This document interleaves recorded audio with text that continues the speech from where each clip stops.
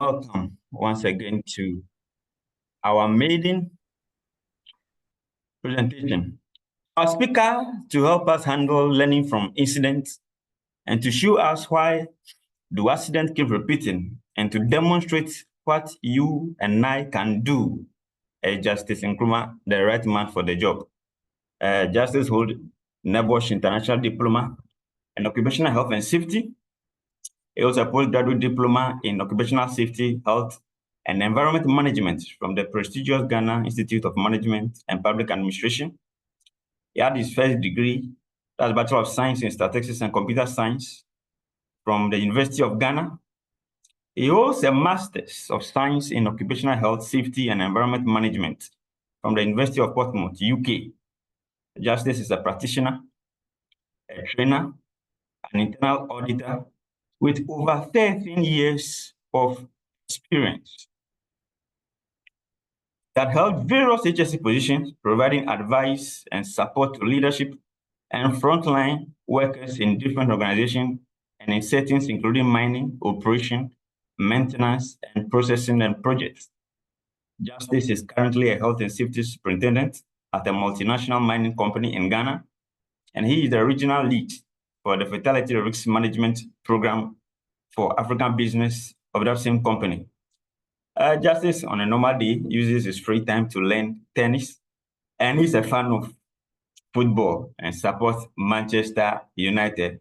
So the Red Devils, you have a point there. He holds an HSC Manager Certificate of Competence from Minerals Commission of Ghana. He is a triple certified safety practitioner that is certified by the Board of Certified Safety Professionals in the USA, certified by the Canadian Registered Safety Professionals, and also a chartered member of our prestigious Institute of Occupational Safety and Health, IOSH. I am delighted to let you know that Justice is also an executive member of the IOSH Ghana District. Help me welcome the speaker for today's webinar, Mr. Justice Nkrumah. Okay. Yeah, you are welcome. Yeah, Johnson, thank you very much for that sumptuous introduction. Though I think I'm a very simple, reserved person. And thank you very much for the opportunity to present here as well. I just want to welcome everyone once again to this afternoon's session. And I'm just hoping that we can learn a thing or two by the time this session is over. So we've got, I know the whole session is slated for 2 hours, but we just got less than an hour that I'm going to use to go through this presentation, and hopefully can have some questions and other additions also at the end. This subject is not so special, I think. I think that many of us will have our own versions.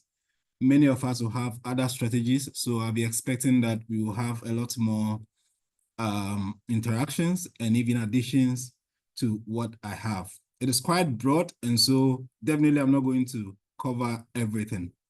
Let me also just add that, yes, I work for a company, but all the opinions and things I share here are definitely my own opinions, and they don't represent that of the company that I work for, or any of the ones that I've worked for in the past. Okay. Thank you very much. So if I have, Johnson, your permission to go ahead, then I'll start the presentation. Yes, please, you can go ahead. Thank you. So today we are looking at learning from incidents. And for practitioners here, I'm sure all of us have a lot of memories of incidents that have happened, either on our side, some of them we've seen ourselves, and even some we have been involved. Okay, so I mean, the question is, the things we do in this world haven't changed that much. Most occupations has been very similar since its inception. So why do we keep having the same incidents? Why do we continue to have similar incidents? And why haven't we cracked the nut? Why haven't we been able to just say that this is what happens, this is what causes this kind of incident, and from now onwards, it's not never going to happen again. I think that is where we all keep asking ourselves. And so today we are here to share a few more ideas and then look at some strategies that we can use. And as I said, there's always more. It cannot be covered all here. So I'll be waiting for the versions that you have as well. Okay, so I think we've gone through the introduction. So no more, nothing more to say about myself. But if you wanted to reach me, I'm on LinkedIn as well. And then that's my email also on the screen. Okay, so this is how we're going to spend our afternoon. We're going to have a bit of a general introduction to accidents and all that, and then also a bit of repeat accident, which will be our main focus for today. Now, we'll be looking at why we've not been able to effectively learn, and then also what can we really learn, okay? If you want to learn, how do we go about it? And once you've learned, we need to, one that is always intertwined with it is sharing the lessons that we've learned, and then that will be all for this afternoon. So it's quite a short presentation. Okay, so let's start with the introduction. I mean, for any of us on the call, if you are a practitioner or you are someone who seeks to enter the safety profession, sometimes you may want to look at where it all started from. Okay, where did we start from? And I know safety has advanced a lot. Even without accident, we still have a lot to do in our work areas. We have a lot of things that we can do to continuously improve the welfare of people and to make people's experience at work more healthier. However, at the root of your profession is that quest to stop accidents. Okay, so we've had, like I said, we've been working for a long time. And in some time back, safety was not a thing. People didn't really care about safety. No employer was really worried about that. And people were really suffering at work. We were having series of serious injuries and then also deaths. And it got to a point where we had trade unions come up and then protest. And then we had other things like child labor. Everything was just being accepted. So in the UK, for instance, in 1833, that is the first time or the real beginnings where factory inspectorates were installed in the UK. And at the core of their duty was to help reduce the number of injuries that was being suffered at the time. So, I mean, like I said, we've gone from there and now it's more or less a very popular thing here and we have advanced. But you cannot take injury prevention or prevention of accidents out of your core duties. Whatever you do, you want to make sure that whether health-wise or in terms of safety, you want to prevent the number of accidents at that side. So anything to reduce the number of accidents is really something that you should be interested in if you are a safety professional. So, I mean, I want to say that I can't say I planned my entry into this profession. It was by accident, but not that kind of accident. Not the one that leads to injuries. I found myself in a place where safety was really taken seriously, and then I was, as part of my duties, I was support, and then that's why I developed the interest. So, I mean, I learned the basics. I'm told that how do you prevent injuries, or what is your core rule? You want to make sure there are no injuries, there are no accidents, and then means that you are doing well, at least at the time. As long as there aren't injuries, it's assumed that, yes, you are meeting your core duties. It's lunchtime, and then we get a call that, yes, a whole truck that is carrying this topsoil, right? It's taking topsoil from one side to the other. So before we do most of the jobs at a time, you needed to strip off the topsoil, go and keep it as a stockpile, because eventually you come back and fill it, and then you have to kind of reclaim the area. So it's taking topsoil from one side to the other. It veers off its lane, goes to the other lane, climbs a windrow, which is a safety berm that is meant to protect vehicles or equipment from going into ditches. And then it turns over. Yeah, so quickly we all moved to that side. we try to secure the scene, and then our investigation begins. We spent a lot of time with data gathering, interviewing, going through all these processes, and then coming out with actions. And the conclusion is that, yeah, we've got actions, and so this should be the end of this. And we are not going to see any of these events again. We've got actions, we are tracking them to show that they are complete, and then that is it. And I felt it was a good way of, approaching safety. However, that was not the end. We did see a similar one where a supervisor who is towing a lighting plant. So in the pit, there's no electricity. So what they use is lighting plants or tower lights, as some call it. And it's the responsibility of supervisors to ensure that wherever their teams are working, they are supplying them with this lighting plan so to provide some visibility. And so you get a supervisor who is doing that job. He has good intentions. He's trying to help his team to do work safely. But as he goes, or as he's traveling the whole road, he also veers off, and then the vehicle turns over. Okay, and this happened in the night shift, so we had to go there early in the morning to also go and assess. For me, that was kind of, and it got me thinking, because we thought that we had done almost all the right things in the first event because they look very similar. But, well, okay, so we got the second time. At least this time we should be able to seal all the loopholes. We do that, we go through all the processes, we get all the actions, we talk to our people, and we think that's the end. But unfortunately, that is not the end.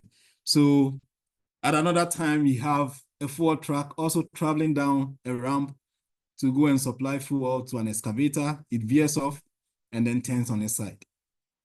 Okay, and for all these ones, I was involved in the investigation. So I think that makes me feel like a failure, right? These things happened.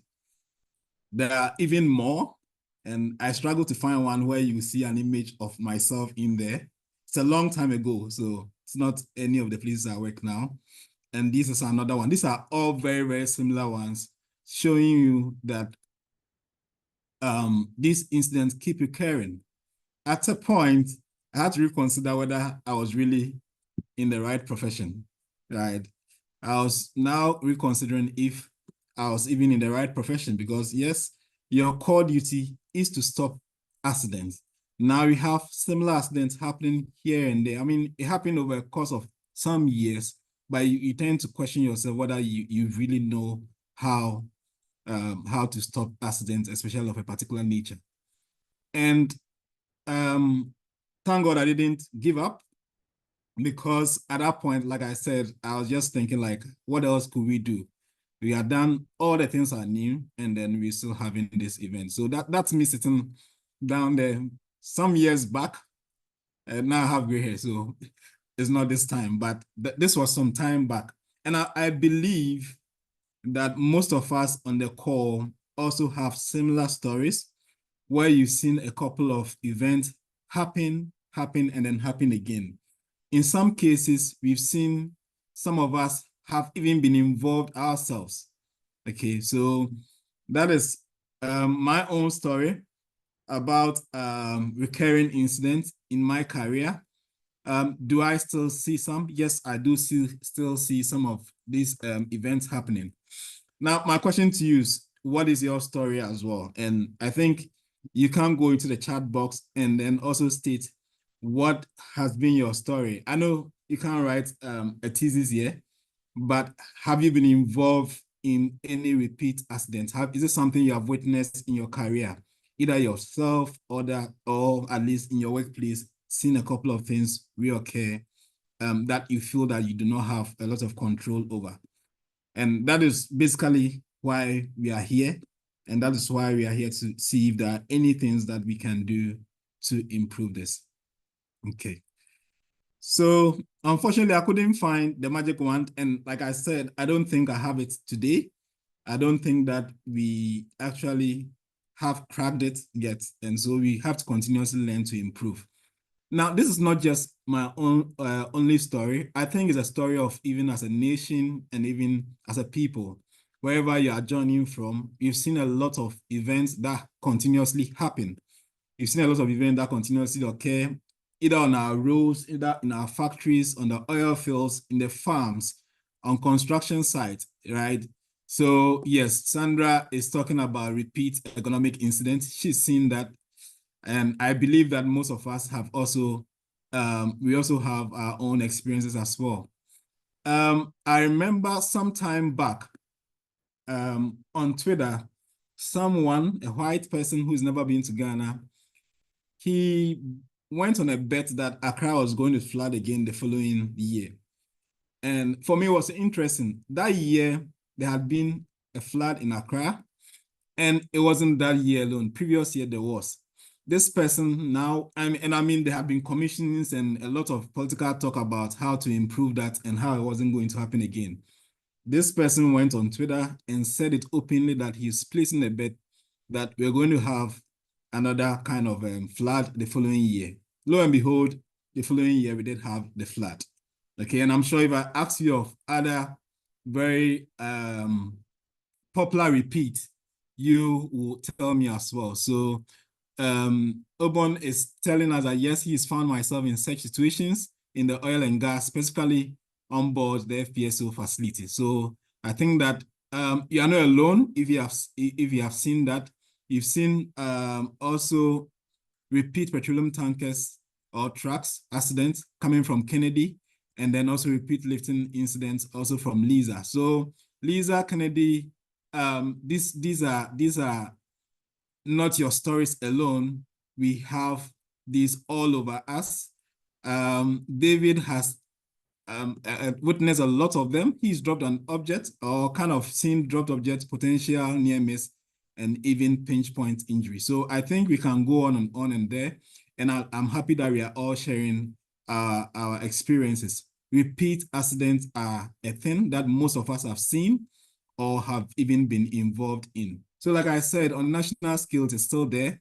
And I think we still see them in many places as well. So it's something that we should be worried about. Okay. So, I mean, we know that sometimes people join us who may not be professionals or who are seeking to enter. So we always want to make sure that we're on the same page. I'll be using the term incident and accident interchangeably, but just to clarify that when we mention the term incident, then it's that kind of an umbrella term that encompasses both accidents and near misses with both severe and less severe outcomes. So you will see that near misses very similar to accident as well, but near misses have less or sometimes in most cases no outcomes at all. So you have someone just like we had with a dropped object. So you have someone who is standing by and then someone working on top accidentally drops an object. It falls just by the feet, just an inch to him. That is a near miss. We know that potentially that could have been fatal or could have been a serious injury, but in this case, it did not. So it's a near miss and it's classified as an incident. Meanwhile, while in the case of an accident, the actuals are really injuries, damages, or kind of environmental damages or any kind of impact, right? So that is the difference. But as I said, I'll be using those terms interchangeably, and I believe that we are all on the same page. Other people call incident as operational surprises, and I think that we can all agree that incidents or accidents are never planned. So they are undesirable, they are also unplanned, and they always have the potential for losses. Okay, so just to bring us back all on the same page, right? Okay, so today, focus is going to be on a repeat incident, or we can say repeat accident, you can say a repeat event. And I think let's at least accept it in this particular session as the same things, right? So here we are saying that if we classify any kind of incident, event, or accident as a repeat, then this is a subsequent incident. So then there has been an earlier one, a subsequent incident that occurs in the same or similar circumstance as a previous incident. Okay, so and is often due to the same or similar root causes or contributing factors. And I picked this this definition from the safety science section, right? So we have various incidents, and some of them you see, you just remember that, no, I've seen this event before somewhere, or this is the same thing that happened last year. This is the same thing that happened 2 years ago. And most safety people are really good at keeping records, both in their minds and then also real records of how incidents happen, what happened, because you are really normally involved in the investigations and a lot of things that happen, right? So that is the definition for a repeat accident that we are going to deal with. Okay, so any accident where you come back and see a similar thing, you can classify as repeat. And we've got a number of examples. I've told you one in Ghana. You could tell me again in the chat if you've also observed one in your country or in wherever you are. But again, so these are many others that have occurred in various areas. In the UK, Bounceville 2005, this was an explosion.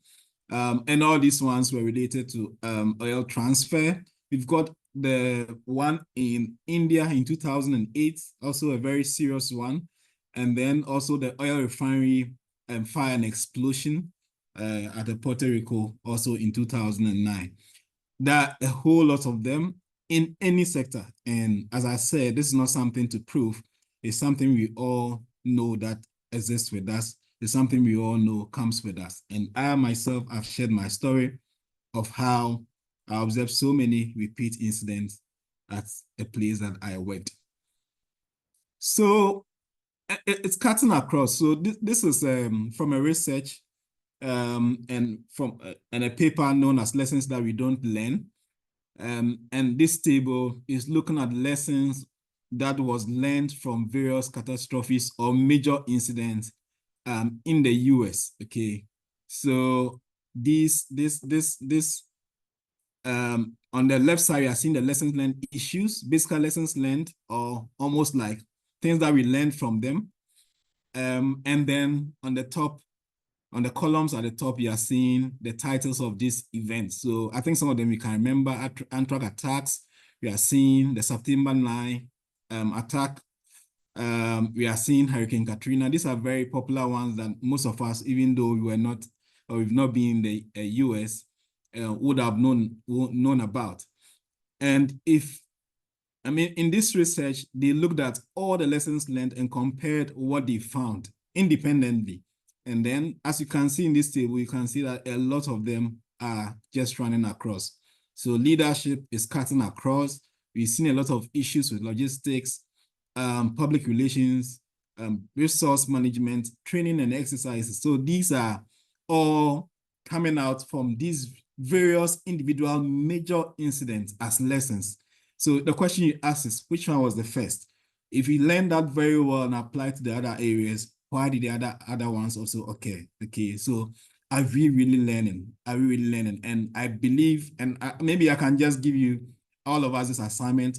Let's go back into our incident report. Let's go back to the reports that we have, and then look at the root causes that we've been stating them, and then check whether you're going to see a pattern of many of them increasing, right? So you realize, and I think most of us will agree, you realize that most of these root causes that we say, or the learnings that we come out of many of the incidents or accidents that happen at our areas, will be cutting across, just like we are seeing in this table. Okay, so what is it? I mean, I mentioned earlier, our occupations, some occupations are over 100 years old, and we still having very, very similar events. Why? Why haven't we been able to learn from this? We've had a lot of improvements in other areas. Why are we not able to stop these kinds of events?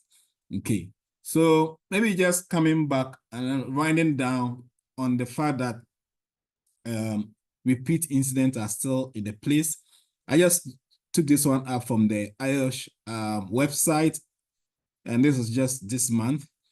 And it just shows, it's telling us that deaths in workplaces compared to the previous year has increased, or it has gone up, and it has gone up by 4 fatalities. And as you can see on the right side, we're seeing the most common fatal accidents being fall from height accounting for 50. So we're having 50 fall from height deaths. That was from 2023. And then 45, also 2023, being caused by either a worker being struck by an object or by a moving vehicle. And I bet you if you go into these 54 from height, you're going to see a very similar trend of either people not in the right fall protection gear, edge protections not in place. These are things that we continuously come across in our workplaces, just showing that we are not learning well enough. Okay, so here Marcus tells us that lessons are not being learned. Okay, lessons are not being learned. Okay, and I think it's just emphasized or hammered by this fact, also by K1 in his research in 2001, concluding that the reason that we have incidents recurring all the time is a failure to successfully learn from incidents. Okay, it does not mean that we mean not to learn, but it's just telling us that maybe our methods of learning have not been effective. Okay, our methods for learning so far have not been effective at stopping those events from happening. Okay, so why don't we learn? And okay, maybe just to be a bit lenient or a less harsh, why are learnings not being effective? Okay, why are learnings not being effective? Because if they are being effective, then we should see a halt in the repeat of events, but they are not. So obviously we are having a gap there. So why are we not seeing them? And currently, so we are looking at a couple of things. So as we mentioned, the events are very similar. We are seeing so much advancement in a lot of areas. We are seeing technologies being, improved, management systems, and so many things that are seeing a lot of improvement. Question again, why do we continue to have those similar events? And for me, the first one that I'll pick is the motivation for change. Okay, motivation for change. So learning or lessons learned at its core is a process of growth. Okay, and a successful learning process requires a commitment to change. So it's not just about wanting to change, but it needs commitment. It's a process that we need to commit to. Okay, so in most times following a major event or even an event, it is very hard to sustain the commitment to change long enough to accomplish it. After an accident, it takes time to conduct analysis and identify these lessons. Now, what we see in many government agencies and even leadership in our areas is that mostly we are very quick to find solutions or quick to conclude, sometimes to prove to us shareholders that we are doing some good job. So we are very quick to come out with some of these, say, we are quick to come out with some of these corrective actions and actions to prove that, yes, we've actually sealed it off. And that does not help. Okay, so if you want to stop an accident from recurring, you need time, you need to be consistent in order to prove or to even make any change meaningful and then make it institutionalized. Sometimes it requires a lot of funding over a lot of things and studies. But what we see, as I said again, is we are very quick to calm down and then just mention that, yes, we have solved the issue.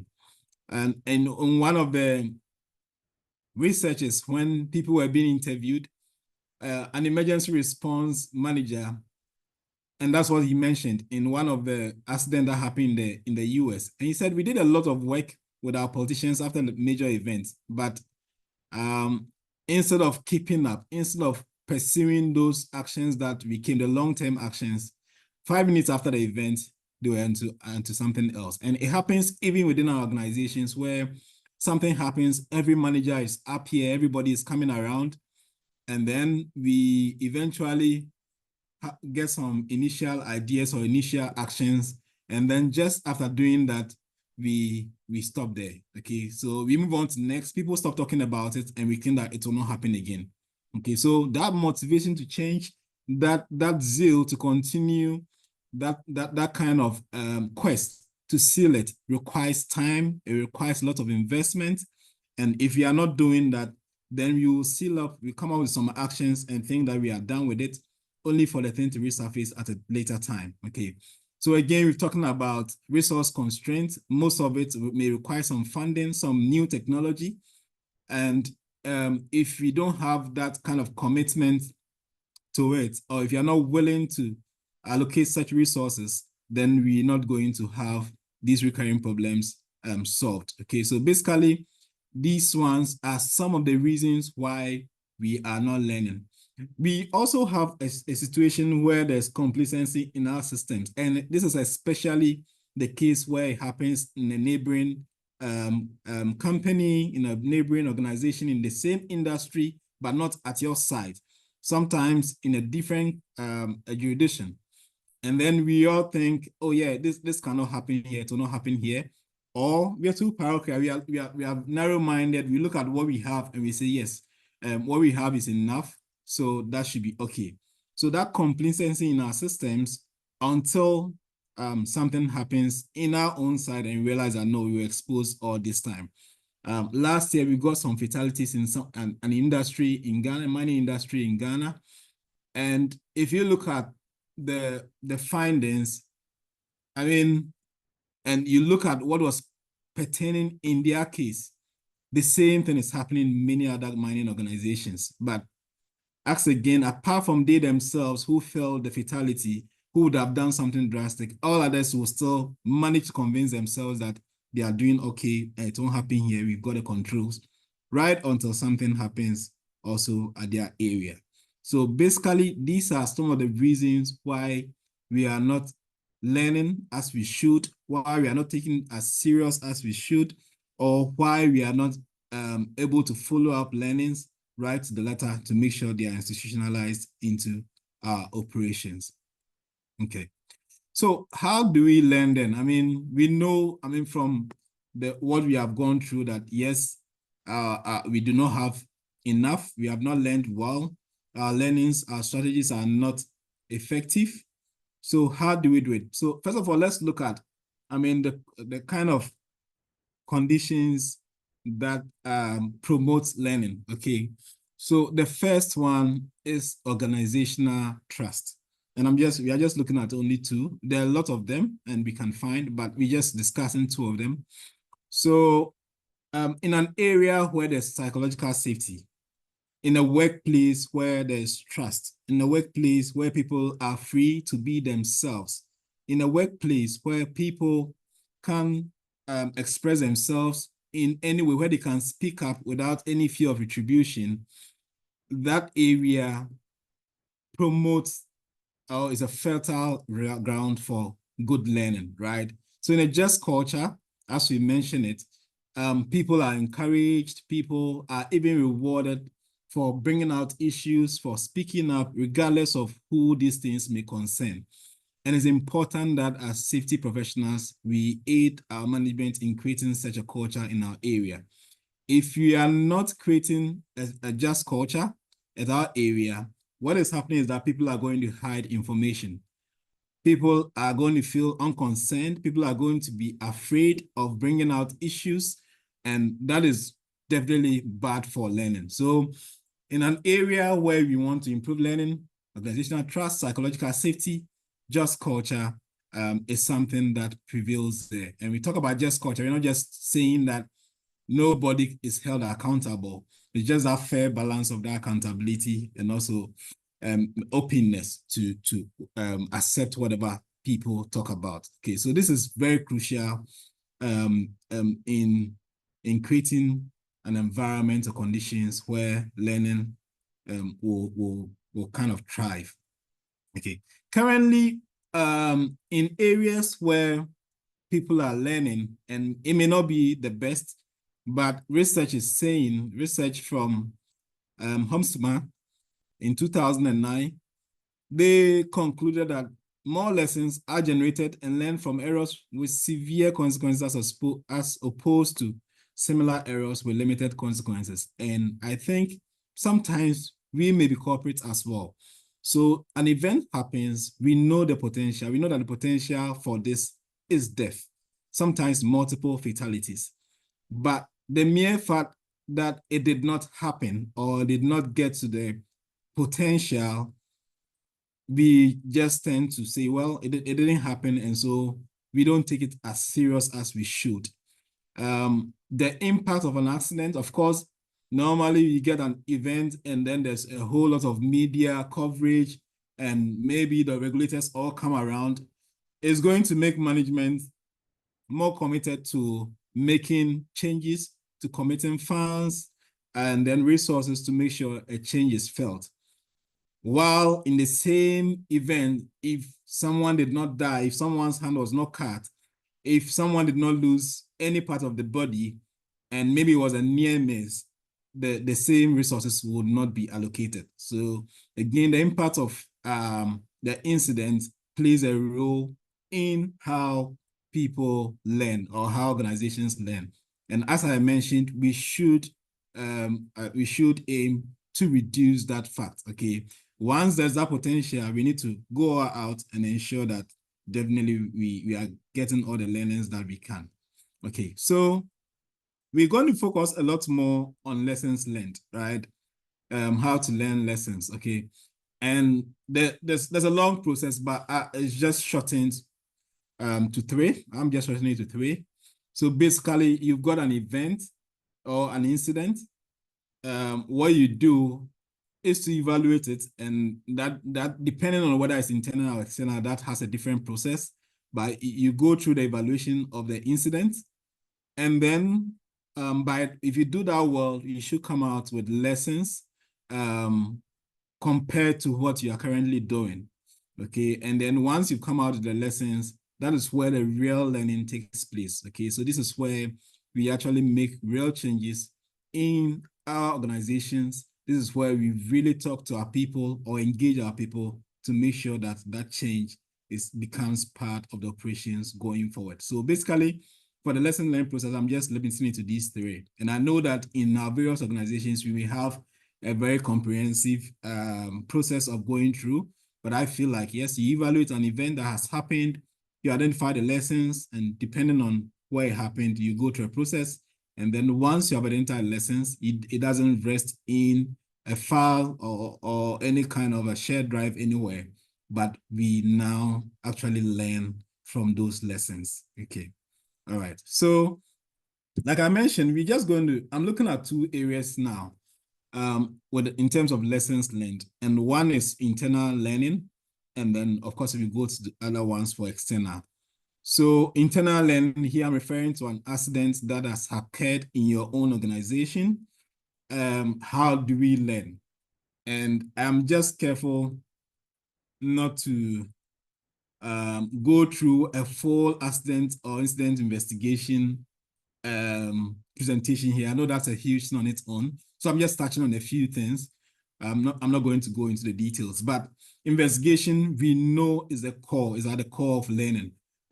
If we ask any of us whilst we are doing investigation, what is the purpose? And in most cases, we even tell our people that when someone comes up to be interviewed or to be part of an investigation process, we tell them that, oh, feel free, go ahead. I mean, just be open and tell us the truth. The purpose of the accident investigation is to find the root causes and to prevent recurrence. It is not about blaming you. That is what we always say. So again, if that is what we always say and that's what it is meant for, then after we found the root causes and actioning them, we shouldn't be seeing the recurrence, but we do, okay? So, I mean, just to say that, yes, investigation is at the core of learning, okay? And if accidents happen and they happen again, most likely we have not learned really well, okay? So, not going through the detailed one, but if you have an accident, you take immediate action to make sure the people who are injured are taken care of, the area is made safe, we recover and all that. So we take immediate action the moment we hear of an event or an accident. Now, right, I mean, once we secure that, we move on right into the investigation, and we plan, I mean, selecting people who will be part, taking all the kind of resources that we need, and then we start gathering data, which is really essential. The data, if well collected, leads you to a good analysis, and then you come out with corrective actions and then reporting. Okay, so we end up reporting. For me, when we look at some of the areas where we think we need to pay particular attention, right? So out of this 6 step, and I know that yes, we have different types in your areas, but basically you want to go through this ending with coming out the report, right? A report that can be referenced to. So I'm looking at touching on a few aspects of this particular cycle. And in terms of the investigation itself, one of the major areas is the people involved. And research has proven that the expertise of the investigators, right, is one of the most important. In fact, it's considered the most important conditions for learning. And I can't disagree with this. If there's an event and then we pick Dave, we pick Johnson and Co to investigate, most likely, in most cases, the findings may be different from if you pick myself and pick someone else. So for me, it just tells you that the investigators play a key role. They play a key role. Their skills, their competence, their independence is very important to learning, right? So there was a research that analyzed same events being investigated by different people, and it always came out with different, sometimes root causes and many different contributing factors, which is a concern. It shows that the human factor is really huge in terms of learning from events. Okay, so again, we need to also be cognizant of the fact that if an event happens, we depend a lot more on the people who are involved for information. Of course, we've got a lot of technology that can give us other sources of information, cameras, we've got other monitoring systems that help us. But the account of people who are involved is definitely also useful doing that. But we know what we call hindsight bias. Okay, so once an event has happened, you know that this has happened. You know that if you did this differently, maybe this wouldn't have happened, and so that bias is there. Okay, so you can never have the same condition as someone who was there before the event happens. Once the event happens, we know how that's happened. We know the consequence, and we know that that is not the right way. So regardless of how the person explains it, your whole objective is to prove that, yeah, that was not right, right? Meanwhile, if you were there in that time before the event happened, you probably wouldn't have identified that as an issue. Okay, so if we don't make people be of themselves, and then we are not able to be in their shoes, then people, knowing that they may be blamed, will feel reluctant in also sharing information. So people involved play a key role in learning from accidents that have occurred in your area. And we've mentioned the people who are involved, and then also the expertise of the people who are investigating. People who are investigating should know what they are investigating. They should know about the job. They should know about how work happens on a normal day. Okay, so it's not just about going to look at rules and looking at which ones were not followed. It should be people who exactly know how work is performed on a day-to-day basis. And we know that in most cases, people do their work safely. Accidents come in once in a while. Okay, so we've got something known as double and then single loop learning.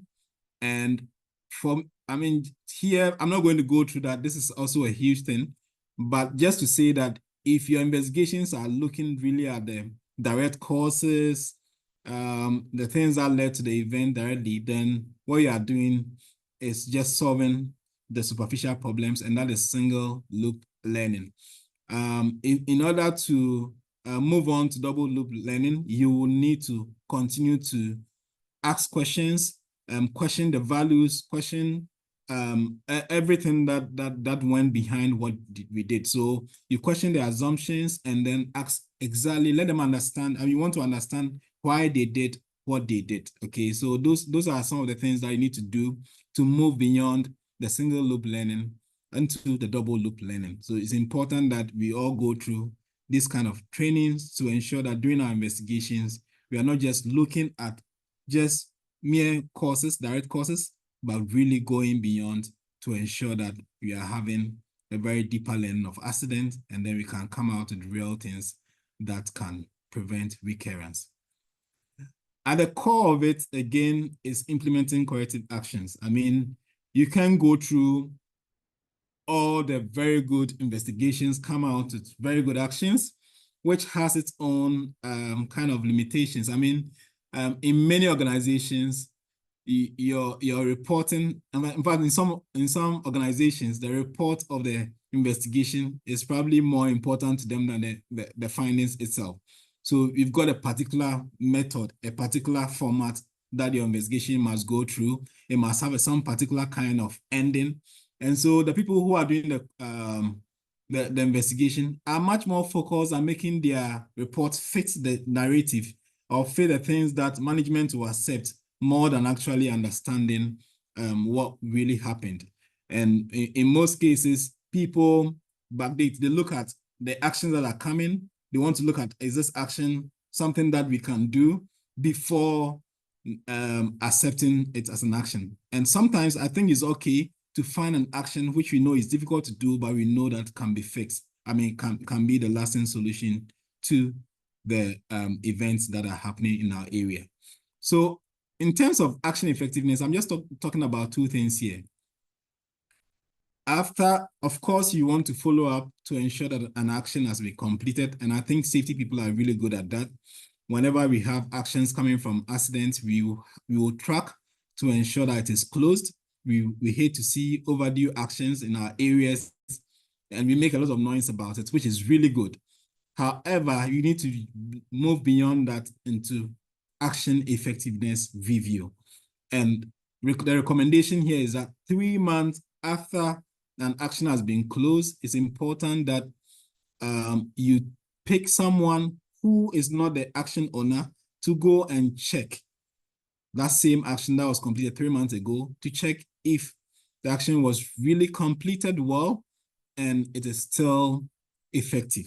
Okay, so if you have an action, it's completed in the system, it's closed, the person is already, it's free. But 3 months after that, go back, check that action, and then be sure that this action is still effective. Sometimes we are in a rush to close our actions, and we can easily kind of close them out.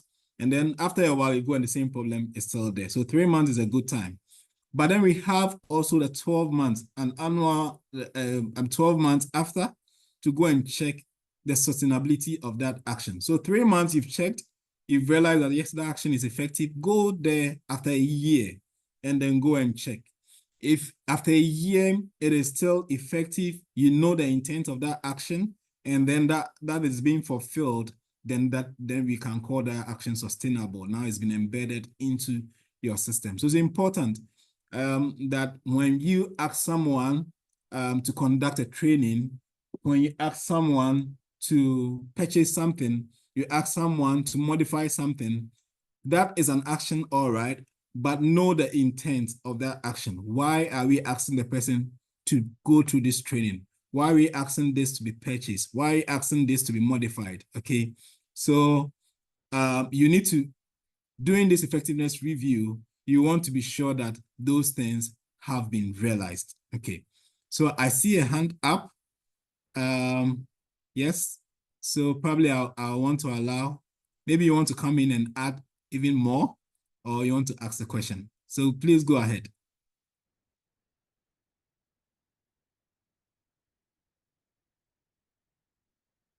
Hello, Iyo.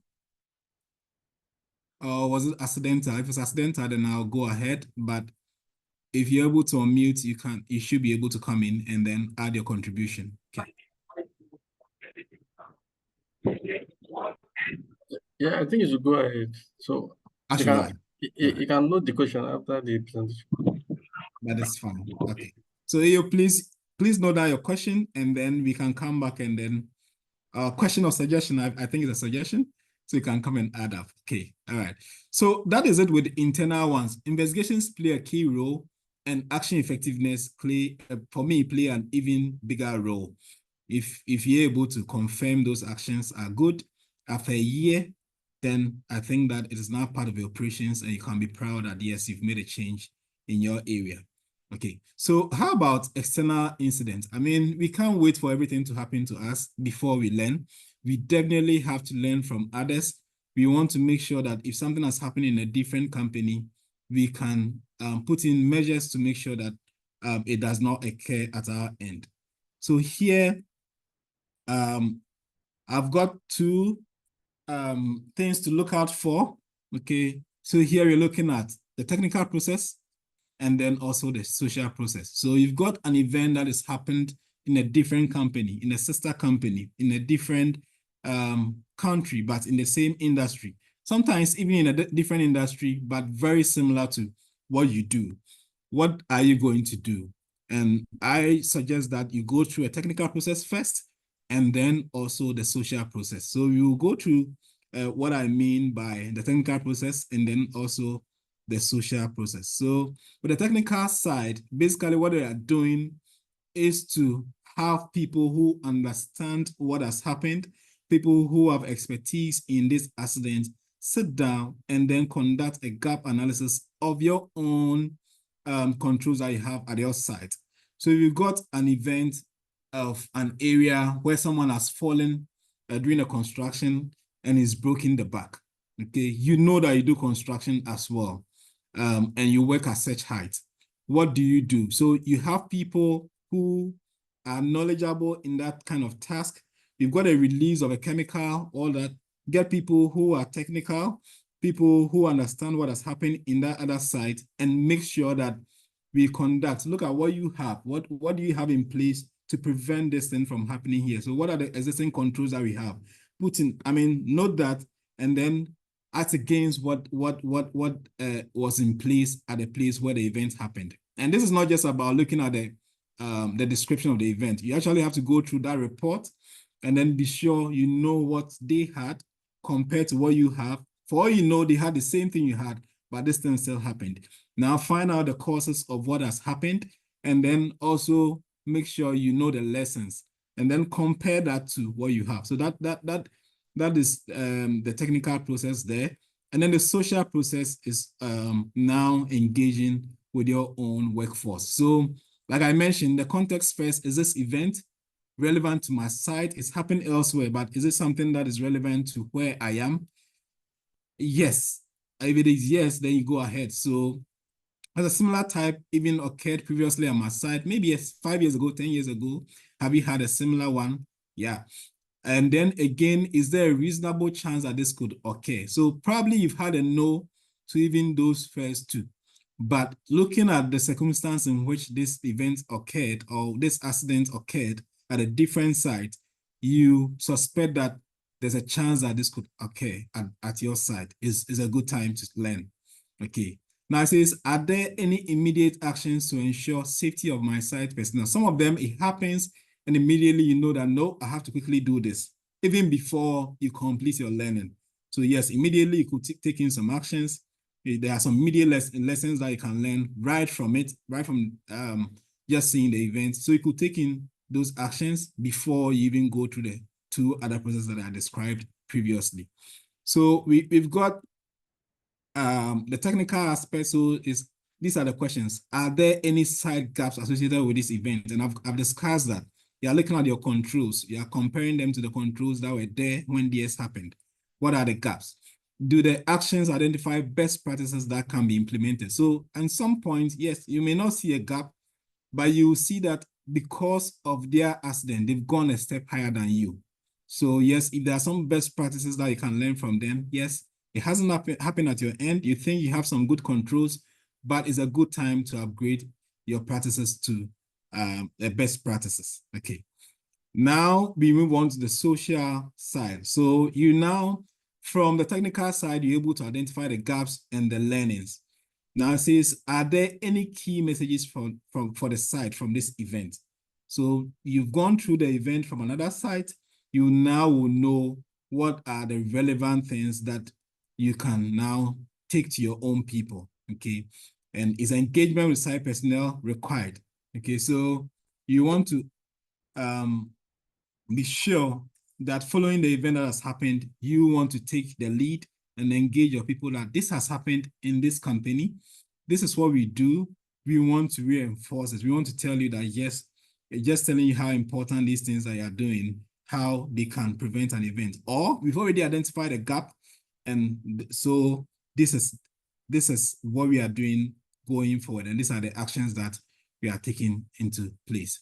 So I spoke about actions in the investigations, but also for external events that you need to also develop actions and then monitor and taking into consideration any input arising during the socialization. So the technical one is not the only place you take actions. You engage your team members, you tell them what was in place at that side and what is in place at your current, sometimes even ask them. So yes, this is what has happened and these are the controls that were there.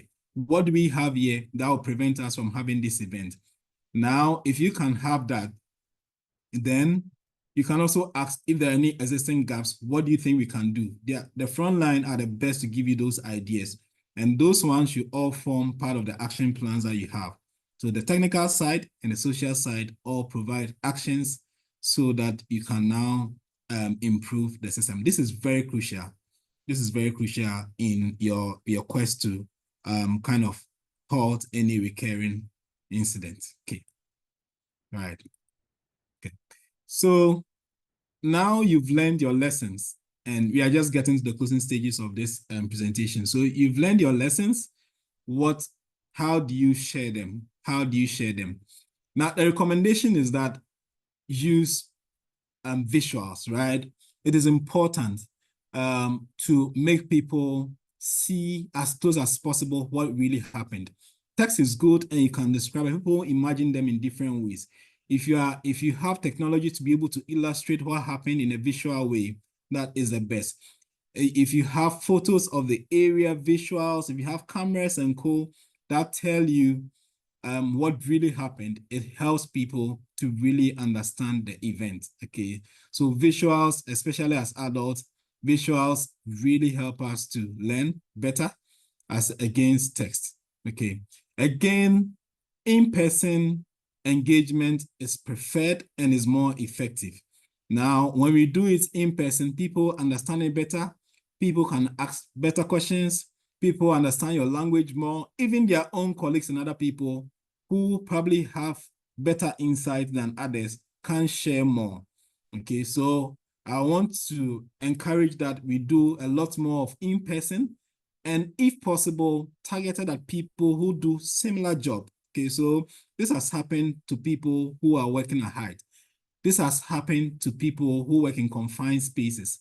Okay, so it will be better to engage those people. They will have better insight in a smaller group and they can share exactly what they do. And they will give you the confidence that yes, we have controls in place. No, we have this gap. This could happen as well. And then those people can actually share better insight into it. So the practice of sending it through emails or just your intranet should be just complementary. It should not be the sole means of sharing. Okay, just be complementary to what you have done. And I don't think I need to say that if you've got contractors, you've got other business partners, it's important that you make sure their emails in this process are very well. So you don't share it to your people and then tell them to go and share theirs, but really involve them because that you may be having that blind spots there if you don't include them. Okay. All right. So again, you want to if some of these events are time sensitive, these are things that change your time, then you want to make sure that you share them proactively and quickly. Okay, so you want to use make sure that there's rapid dissemination of that information or those bulletins and people really understand them. If you delay, you might have an event before you get a chance to share. Okay. So basically, in terms of sharing, that is what you say. And then again, like you mentioned, you want to make sure that the action is really monitored to closure, and even effectiveness reviews conducted to ensure that they've really been implemented and they are achieving the desired results. Okay. So basically, I've told you, and most of us have told us our stories about how we've seen repeat events happening all around us. We need to continue the fight. We need to make sure that we are going at all lengths to learn as much as possible from our own event, from other events that occur at different places, because we cannot afford to have people go through this event over and over again. And I've always said that when you see numbers of 50 people who are falling from height or who have died as a result of fall from height, as we saw in the UK in 2023, there were over 45 people also by objects striking them or vehicles striking them. These are just not numbers. These are people's parents, people's siblings, people's breadwinners, and people's uncles, and people's just hope, right? Who are dying. Even one is way too much. And it's important that we do not allow people to get hurt. The psychological trauma they go through, the emotional trauma, the life-changing things people go through once they get hurt, we should have that in our minds and make sure that we are going at all lengths to ensure that we do not have them get this experience. Okay. So if you don't learn these lessons, people are going to die again because we fail to fix the problems that killed the other people. It's so sad. I mean, accidents in itself are really sad. They are the reasons why, for me, historically, the reasons why people are employing safety professionals, the reasons why our profession has grown, and it's important that we go at all lengths to prevent it. But if you are not so good at preventing for the first time, we should try to prevent it the second time. We should never let it occur again. And I think that I will be waiting for more comments from the very big seniors that I have here, and then from your own very experiences, how all together we can share ideas on reducing accidents and repeat accidents in particular. Thank you very much. I want to end my presentation here. Wow, wow, wow. That was really loaded. Okay, so we've just heard from our presenter, and that was great. We want to open the floor now for questions and suggestions or comments, contributions regarding the topic under consideration. You may want to raise up your hand or unmute yourself, or better still, drop your questions or your concerns in the chat box, and quickly it will be handled.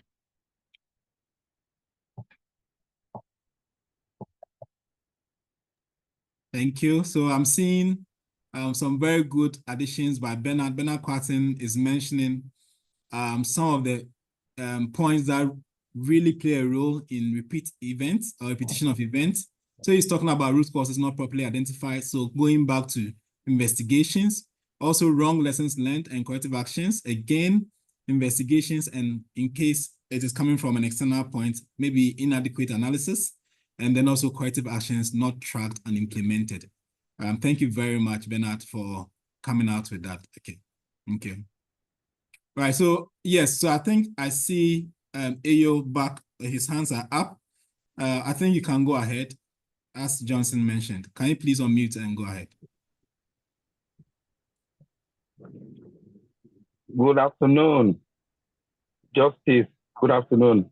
Thank you very much for this wonderful presentation.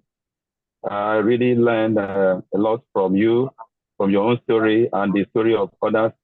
It cannot be overemphasized, the issue of repeated incidents. Mine is just, would I say it's a question or just to water on what you have said. most of the time when we talk about want to draw statistics on incidents, we always draw our statistics either from US, from UK, from Canada.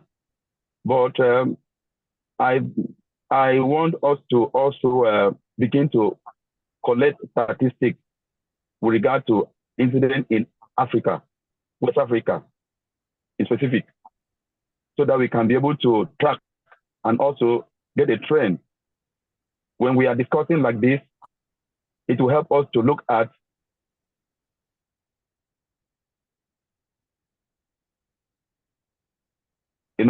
what are the incident specific area? Is it in Ghana? Is it in any part of West African country? That will help us to also, when we are discussing, we can be able to look at what are the causes and what can we do to prevent it. Because some of the time we say we have this meeting and this webinar, and so many things we discuss here, we learn a lot of things from it.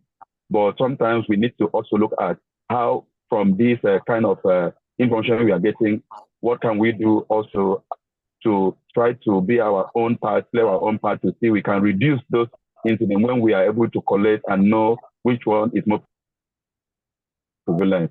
So that's what I want us to put on the table and see how we can collect statistics within Africa, within West Africa, so that we can use it as a reference point. Thank you very much.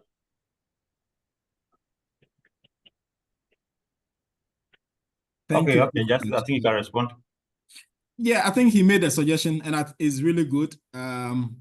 So he's throwing a challenge that we try to track also statistics, and that will really help. I mean, we've got a lot of expertise on this continent. I mean, Nigeria, in Ghana, and the West African areas, and it would be good to have access to some of this data, which I believe we'll be able to make some good meanings out of it, and then we should be able to come out with some suggestions as well. So that's a very good addition to it. Thank you very much. Yeah. Okay, Daniel Bedu.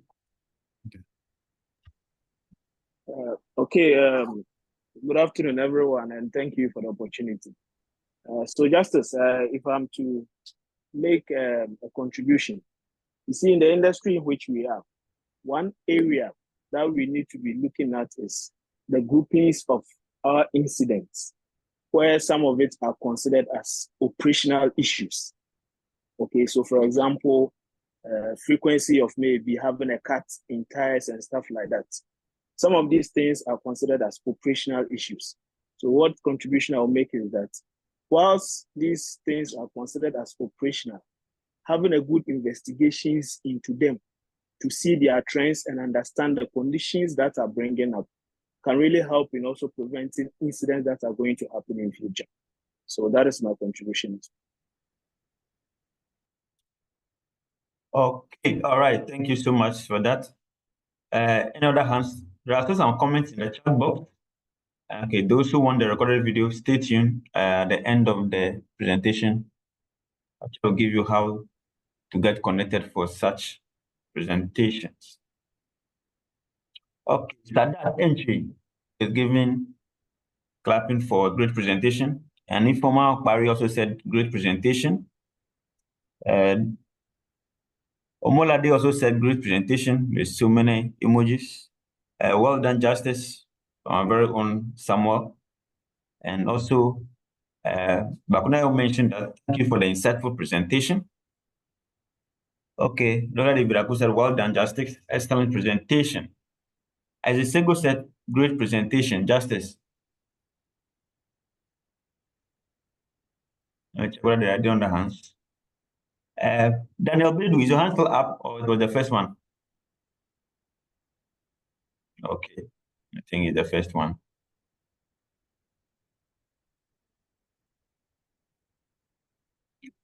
The floor is still open. There are any more presentations? Okay, I think there's a question here. There is an accident. This is coming from Abedakun. When there's an accident, an organization's claim it is not to blame someone, but ended up sacking the erring worker. What message does that pass to other workers? And how can this be resolved? Justice, over to you. Yeah, thank you very much for that question. And so it goes back to the culture of that organization. Okay, we did mention in the course of the presentation that one of the conditions that promotes learning is just culture, and just culture is just directly opposite to a culture where there's blame game or where there's everything is someone to blame. We've got our people who come to work, and I tell you that many times, I don't know about anyone who set out from house and said, today I'm going to cause an accident, right? Many times they mean well. Many times they try to do their best. Most times here you see them flouting some rules, but at the depth of it is trying to even do his work, right? So during investigations, it is important that we put ourselves in the shoes of such people, especially safety professionals, right? We will have the management who feel like, yes, he's broken a rule and he must be sacked or he must be dealt with. Try and then understand how normal work happens. Try and understand how people do their work. It is only then that you can really understand why they do some of the things they do. Sometimes even the rules may not be that practicable. But yes, you said it as a rule. Yeah, when you are there, they will try to do it. But when you are away, they try to, do what they think works best. So for me, my answer to this is that if you want to improve learning, if you want to improve or kind of stop repetitive events or recurring events, you need to improve your safety culture, avoid blame game, improve psychological safety. That means there should be trust, there should be openness. People should be able to speak up. And then if they err, you need to know whether it's a mistake, whether it's a violation, whatever it is, try to correct it, try to go to the root of it, not just to kind of go to the direct cause, which is single loop learning, right? Go to a double loop learning, and you understand that the worker really may not be at fault. And once you're able to fix those issues, other workers, they now open up, they know that, yes, I'm not going to be sacked if I say this. If something goes wrong, I'm not going to be blamed. And then we have an open kind of a trustworthy culture or environment, and that will improve. Okay, so I think, yes, let's try to improve our culture. If you're only sacking people who cause accidents, you are not creating a good culture at your workplace, and it's not going to improve your safety in the long run. Thank you. Let's try to improve our culture. Right. Eric Ken, your hand is up. Yeah, good afternoon. I really like the presentation. There was an incident I want to just draw attention to. I was working with one of my colleagues. Then there was a car incident that happened. But according to investigation, we find out that the guy who was driving the car couldn't sleep from that evening to the morning. So he immediately had a car accident.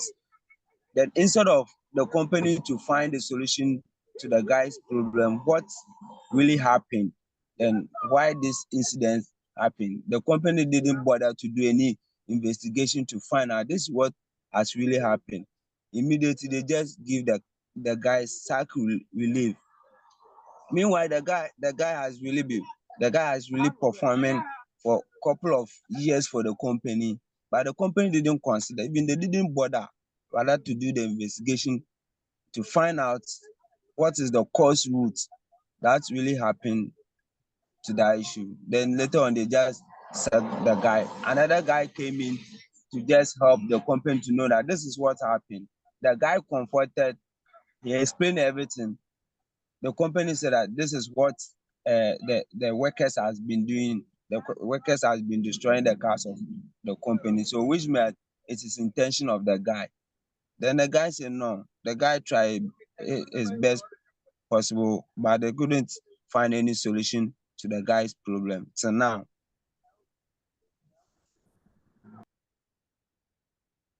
Okay, all right. I think that point is well noted. Justice, you want to add something?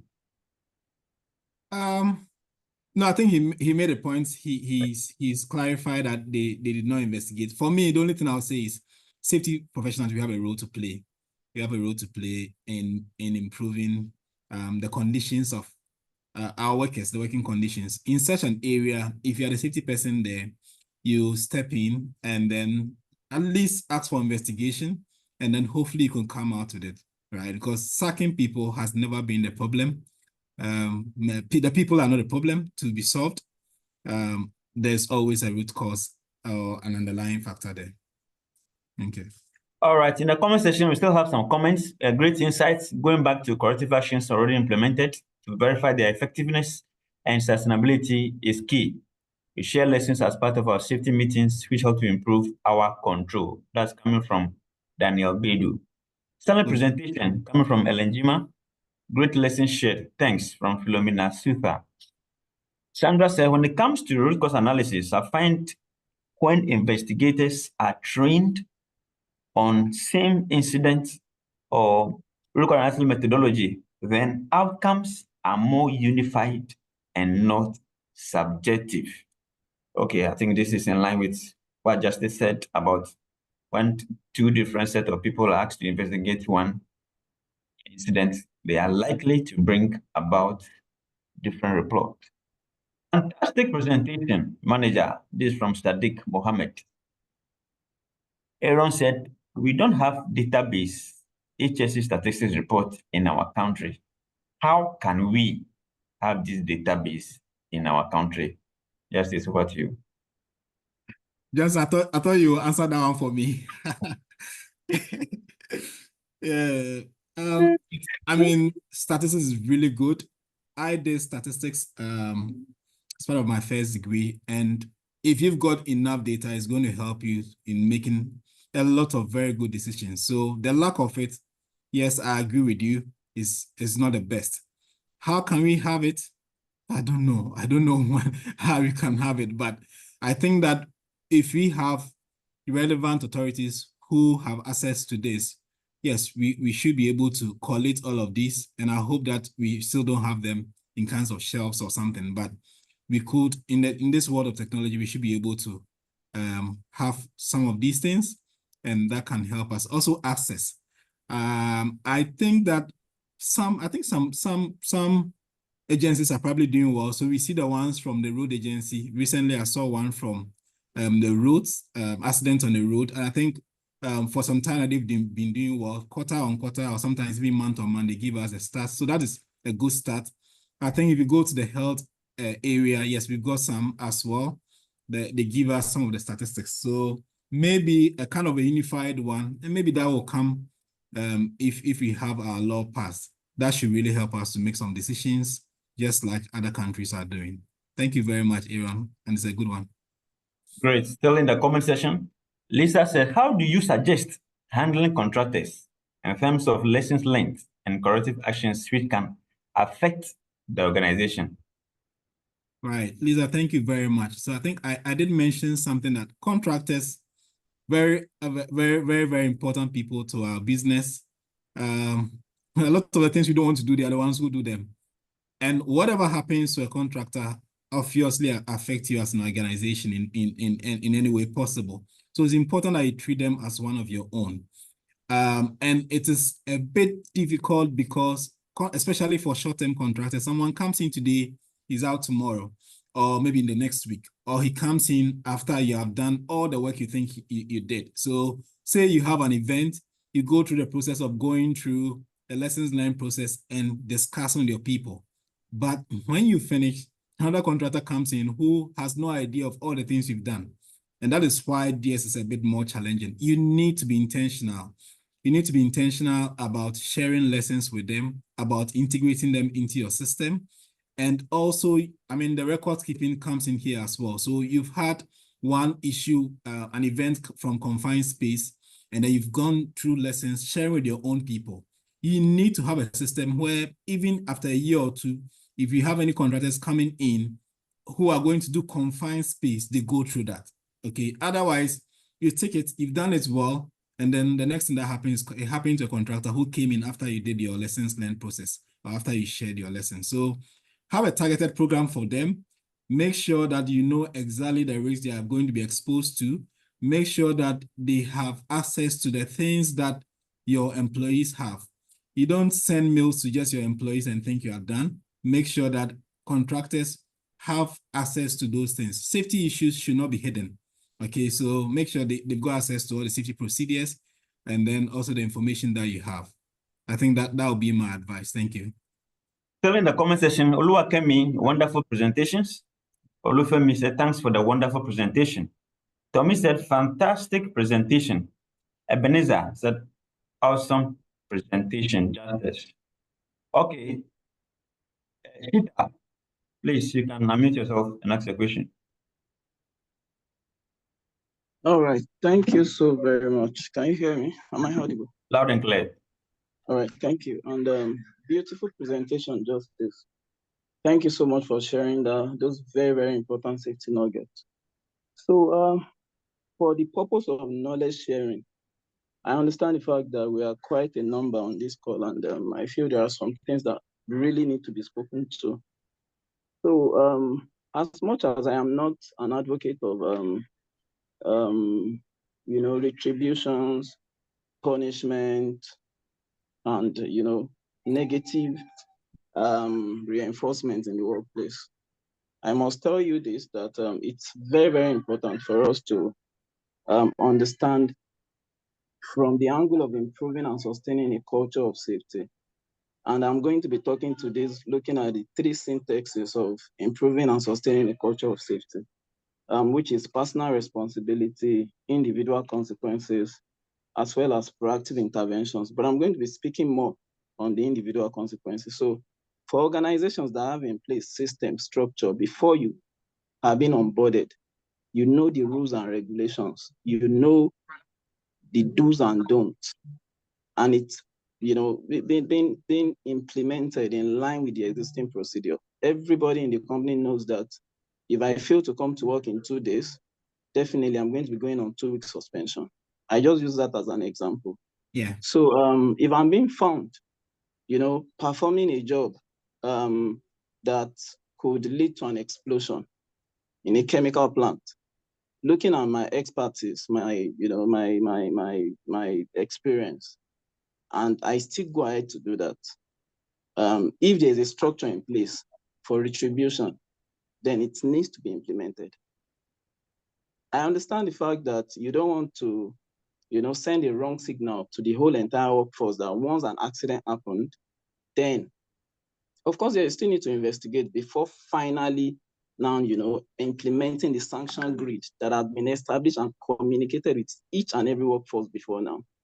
So it's quite very, very important, because what we see in organizations these days is because, organizations don't want to punish people or, send out very bad signal. Employee do not go over and above to do what is required for them to, make the business sustainable. So it's a very, very huge problem. And we as an health and safety professional, we should be able to draw the line and let people understand that, carrot and stick approach. When you do well, the management is willing and ready to give you that kudos and credence. But when you do the other one too, definitely there will be, sanctions that will be required to be meted for failed or inadvertent actions that each employee might, carry out inadvertently. So that's just my little contribution. Thank you. Thank you so much on that. Okay, Evelyn. Johnson, I'm so sorry to cut in. I just wanted to respond to the last contribution. You're absolutely right in that there is a place for discipline. You just have to be careful that you're disciplining people justly. There's something we call a just decision tree. What that just decision tree is, during your incident investigation, you're going to make sure that the cause of the accident was not the organization's fault. I'll give an example. Workers are told never to stand on a table to change a light bulb. I'm giving a very simple example. And a worker stands on a table, falls down, hurts themselves, and then you say, okay, you broke the rules, you know the rules, you did training, you've been told this several times, so we are sacking you. You first need to find out what caused that unsafe act. Sometimes you may discover that even though it says do not stand on the table, ladders have not been made available, then it's expected action that the person will break that rule. So I'm just urging caution in that as much as there's a place for discipline, be very careful not to discipline somebody when the fault is from the organization, because one, you damage your safety culture, and two, the accident will occur again. And therefore, I would urge all to go and look up this just decision tree. It's a very beautiful tool that you can use to decide when discipline is appropriate and when it's not appropriate. Thank you. Thank you so much for that. Thank you, Dave. Okay, Evelyn, you can unmute yourself and ask your question or contribution. Oh, okay, sir. Thank you so much. Great presentation there. Appreciate it. I just want to ask, if you look at our organizations today, we have done the accident happened, we have investigated, we have learned our lesson, we have put remedial measures in place. But there's something very pivotal that is crucial that we will talk about it, and that is a management commitment when it comes to funding. Because having put all these things in place, we need funding to make sure that they work. But in most of our organizations, management funding is limited. They find it difficult to release the funding for this thing. What do you do if you find yourself in such situation? Thank you. Justice, over to you. Thank you very much, Evelyn. So I think that was one of the constraints, or initially I said conditions for learning, right?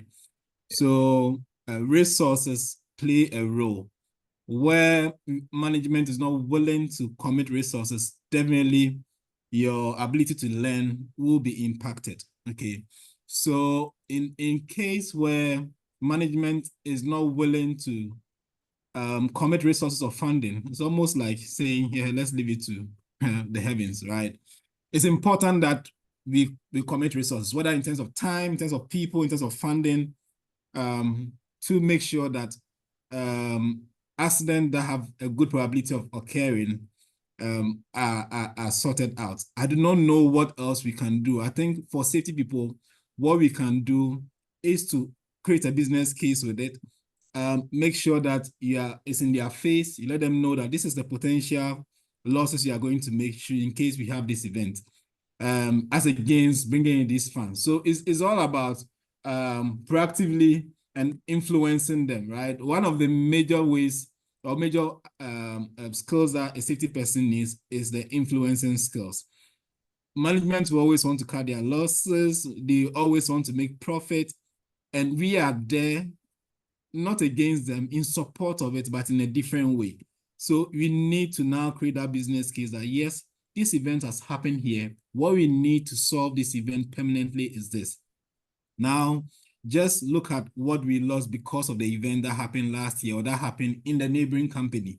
If we do this, we're probably saving ourselves this and all the lawsuits and whatever happens. So I think for me, as I sit here, if I'm in such a situation, probably that is the approach that I'm going to use.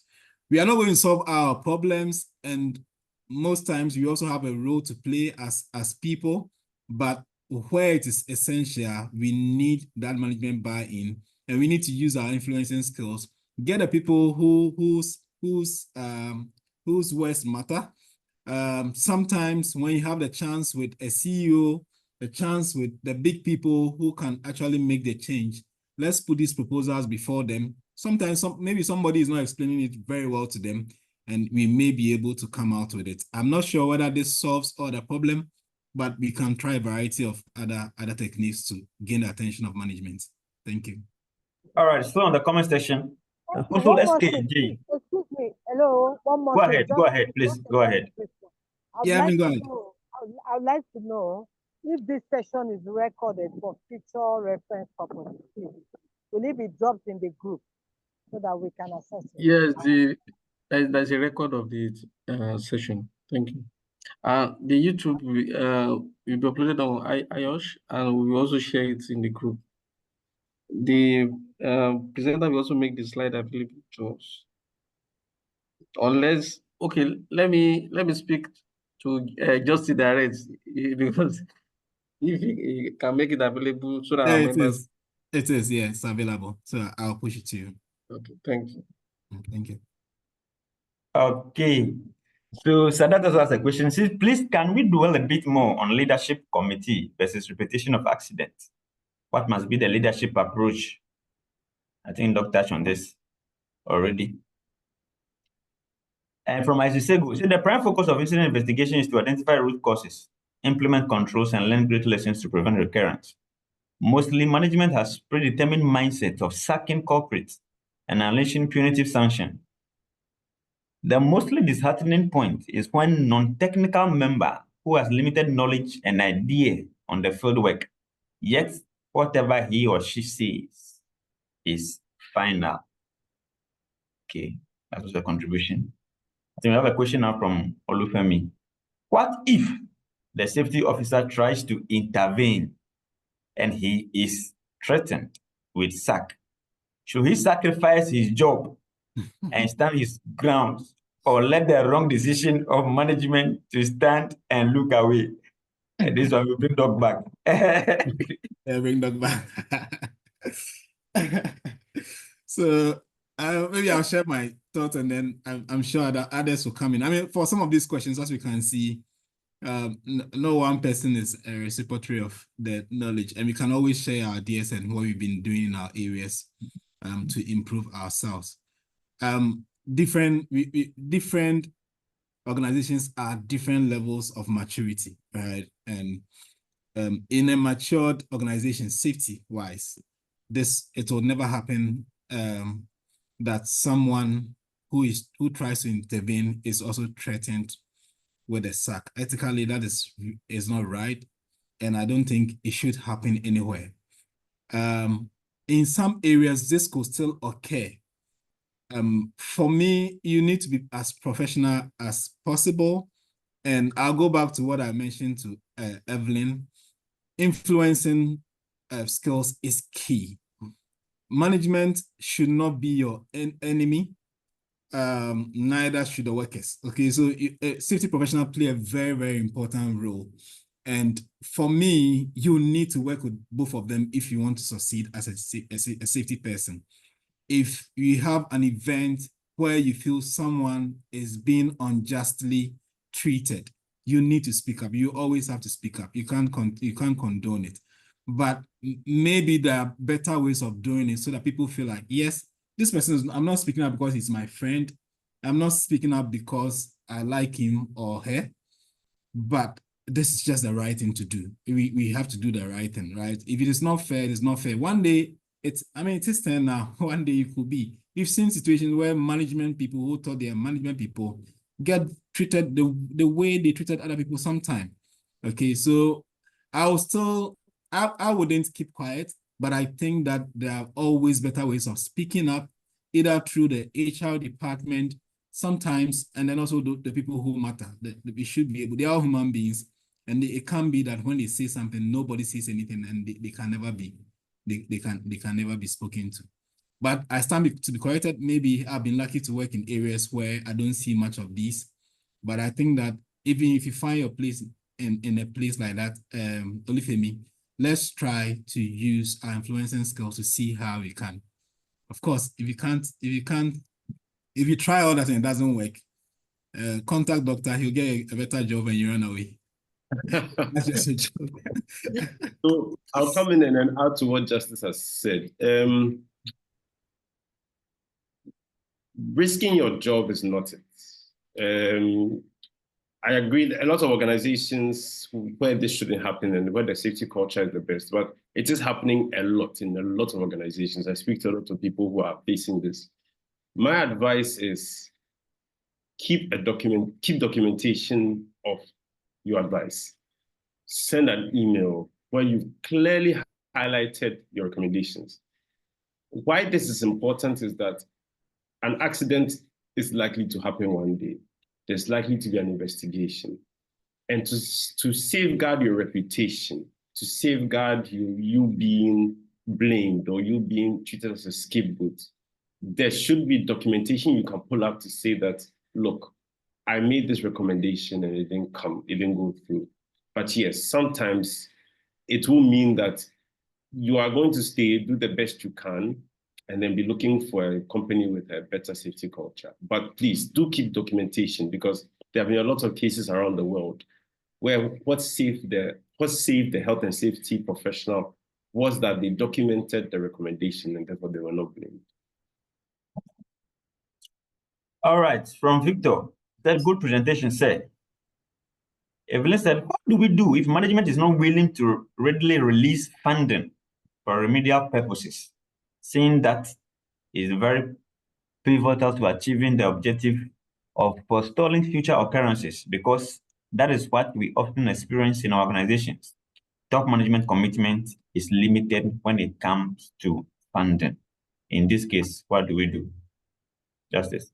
I think that's the same question that Evelyn asked. Maybe she typed it earlier before she spoke about it. Yeah, I already sent that message before I spoke on Right, the right. the same thing. Yeah. Okay. Thank you. Please, I want to say something about it, sir. Okay, go ahead, please. Yeah, okay. We actually did a job in somewhere in Delta State, and it was a pipeline job, and though it was during the rainy season. And you know, when wedding is going on, it is important all wedding machines should be airted at every city to provide because of thunder, lights, and all of that. So when I told management, I requested for to air all the wedding machines. They said, okay, we're going to make provision for it. And on a very good day, it was raining. And it was raining. My purpose, the first thing first, I told them when they gave me my employment letter, I read everything. And the most important thing is to safeguard the lives of the workers, the reputation of the company, the health of the workers, and also the environment. So what I did, when I saw that they were not bringing it and it was raining, what I did was to shut down operation. And in shutting down operation, probably the number of joints we are supposed to provide or supposed to produce that day. For example, now we are having a target of maybe 20 joints or 30 joints, depends. We could not give it we could not provide it anymore. And when the reports go, when we sent the report or our daily reports, they said, okay, what happened? I said, okay, well, it's because of the weather. And because of that, when they saw that, okay, at every point in time, if it rains, we shut down the operation until when we have a good weather before we start operation again. Because of that, they now responded to my request. So in doing that, there's a way when you see the kind of organization and the kind of management you're working with, then you need to know how to come in. Their interest, you need to know their interest and know how to sway in opinion in order for both the interest of the workers and the interest of the management to be met.